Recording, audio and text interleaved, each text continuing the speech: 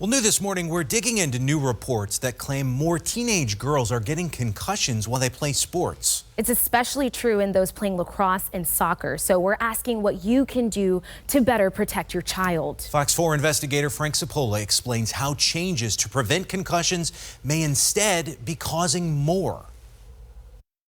There's not really much I can do by worrying about it. Sophia Chickering plays on an all-girls lacrosse team in Naples. And despite wearing a helmet, she recently suffered 2 concussions within 6 months.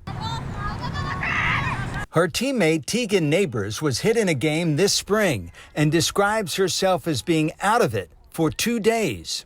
From what I remember now, I don't really remember the game. At all? Not really, no. I remember a bit of the first half, but not the second.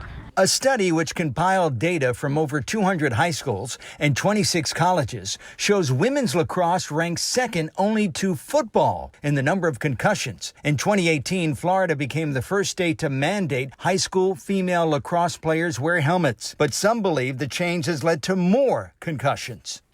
Staunch non-believer in helmets. Jason Saunders is head coach of the Naples High School varsity girls lacrosse team and a 2-time local coach of the year. He argues helmets lead to more aggressive play and says if he had it his way, his players wouldn't wear them. Won't have this false sense of invincibility. I think it will also enable the officials to be a little more conservative with protecting, or a little more aggressive with protecting the girls. Sophia has seen that aggressiveness up close after tangling with an opposing player. I think she was a lot bolder in trying to check me, and when she swung, the helmet was there, but I don't think she would have swung if the helmet hadn't been there. And that's not all. Research from the American Academy of Orthopedic Surgeons shows high school girls, soccer players, suffer a higher concussion rate than boys playing the same game. In that sport, helmets are not required.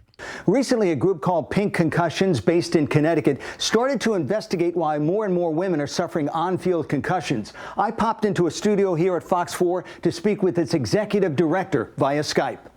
So I'm very concerned. Catherine Snedeker believes the severity of teenage concussions among girls may have a lot to do with hormones. A University of Rochester study shows in the first 2 weeks of a woman's menstrual cycle, the effects of a concussion are longer lasting. And there's more. Problems with the girls is often the symptoms pop up the next day or the 2 days after. And the girls have continued to play that game and maybe another game. And when you play through a concussion, your outcomes are much longer than when you come right off the field. Be a better coach and be a better parent. The bottom line, says Coach Saunders, is coaches, and especially parents, should be vigilant in spotting concussions, since parents know their kids best. And Snedeker says leaving it to the player to decide if they have a concussion is never a good idea. I always say that asking a concussed player if they're okay to play is like asking a drunk if they're okay to drive. Frank Cipolla, Fox 4, in your corner. Fascinating report there. And I guess it's good information to know that it's not just the football players that we always concentrate on. It's happening with the young women as well. Sure.